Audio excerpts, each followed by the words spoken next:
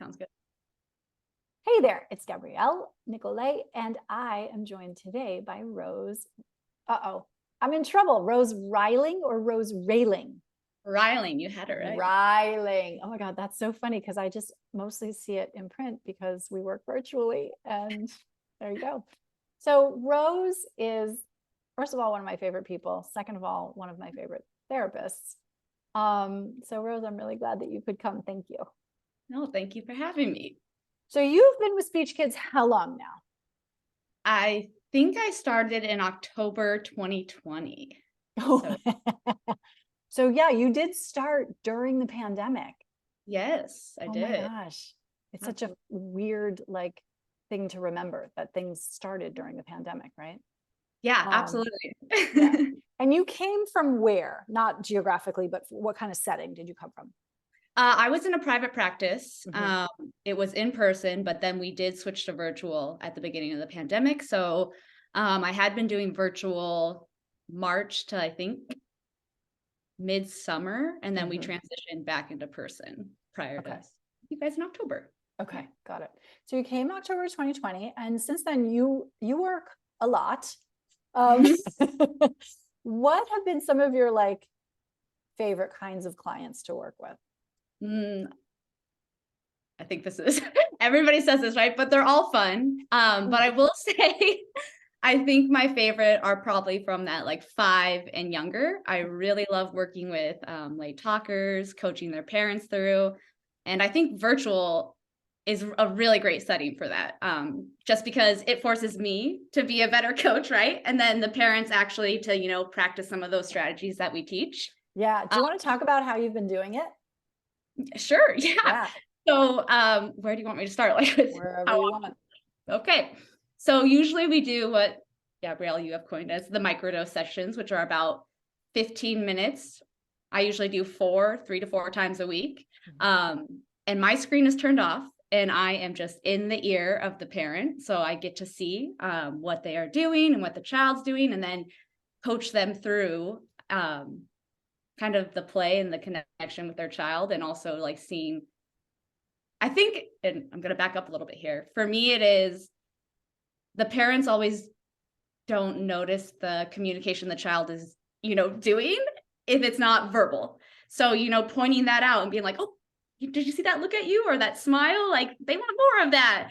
That is the best part of it, is because you're not in the room making a big fuss so that kid notices and now they're curious about you, when you're like, oh my God, did you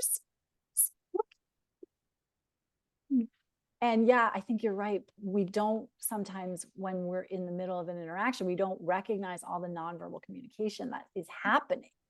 Absolutely. I'm so glad you brought that up. Oh my gosh. Okay. So you're pointing out there is actually communication happening here. And now. Yes. And then just, giving them strategies such as, and you talk about this all the time, it's so natural to ask those questions, right? Or try to direct the play. But really just, sitting back and taking the time to watch your child. What are they interested in? What are they doing? And then how can I come in there and join in and make comments maybe instead, or, copy what they're doing and then wait to see what happens.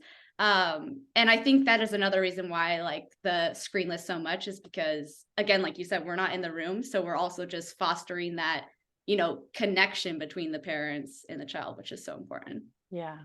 That's been so fun. That's one of the benefits of the pandemic has been having to innovate in that way, where now parent really is feeling all the feels when their kid is communicating with them, instead of them being like, oh, that's so lovely that, Rose knows how to play with my kid. No, I know how to play with my kid. Exactly. And I know how to help my kid talk is the other thing, right?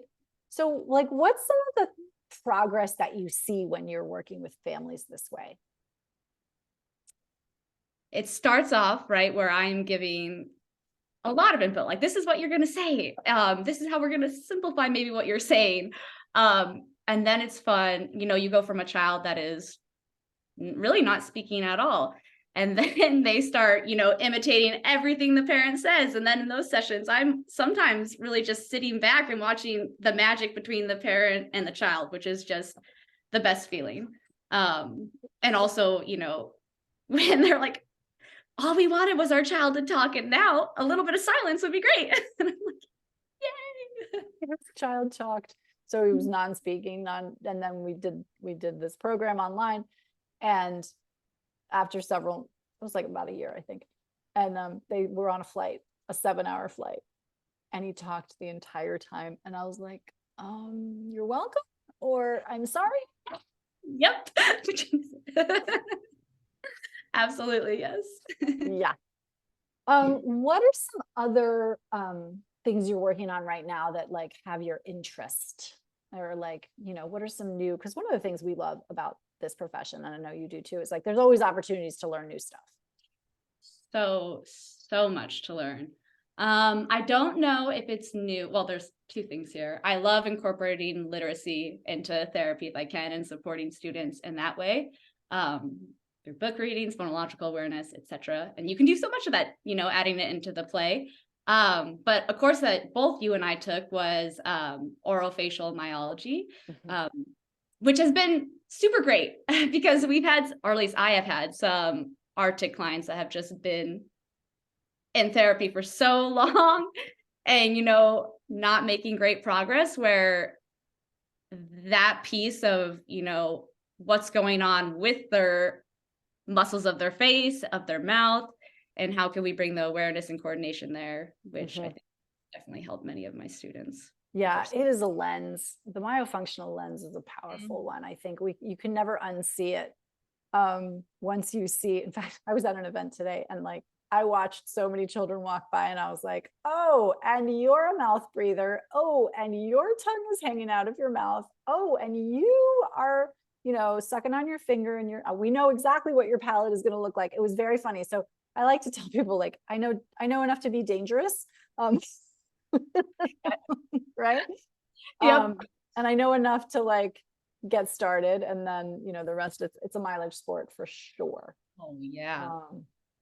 Yes. Yes. Sometimes, yeah, you know, you see something, you're like, okay, that's off, but I don't really know why or where to go. Yeah. And the beauty of it is we get to go ask our colleagues, Gosh, yeah. you know, for more information, and we're always learning. And so we're always, every client that comes in the door is like an opportunity for new learning. And so absolutely. fun. Is there anybody you're working with right now that's like made amazing progress recently? In what domain? Well, pick one, doesn't matter. Pick one that like gave you the warm fuzzies recently. So many. I have so many good clients. I love that. I love that. It's hard to pick just one. I had a few of those late talkers that, you know, are now stringing 3 or 4 words together, which is just so fun to see. Yeah. I'm trying to think of who else. What did I just an R client where we did add some myo for the tongue coordination awareness. She just got discharged after all of her hard work. Amazing. It's awesome. Yeah, it's bittersweet though, because, you know, I miss my clients. Well, this is the thing, right? Too, like the event I was at this morning was a client who is discharged. They'll probably come back at some point, but yeah, there's like this very intense bond, right, for a time between the kids and us, and that's real. It is. And I love like the virtual, but it also, and it warms my heart when I have like kiddos like, will you come to my birthday party? Or this morning, I was with a client and we both had poppets, and I was like, I only have one, and he had a whole array. I was like, I need to get more. And he's like, where? And I said, the store. And he says, you go and stay there. We'll meet you. And I was just like, my heart. I love it. Yeah, that's I mean, like, I don't know why anybody wants a different job, honestly. It's like, it's so fun. It's so fun. Yeah. And if you can follow their lead, a child's lead and their interests, like they have fun, you have fun, and they're learning. It's great. Yeah. Well, it's clear from your whole like shimmer around you and the smile on your face that you're in the right spot. And I'm thrilled to have you on the team. Honestly, it's a delight to work with you and to have you. And so thank you for taking a moment out of your busy day to be here and to talk about it a little bit with me. Thanks for having me, Gabrielle. I feel the same way about being with SpeechKids. Yay! Take care.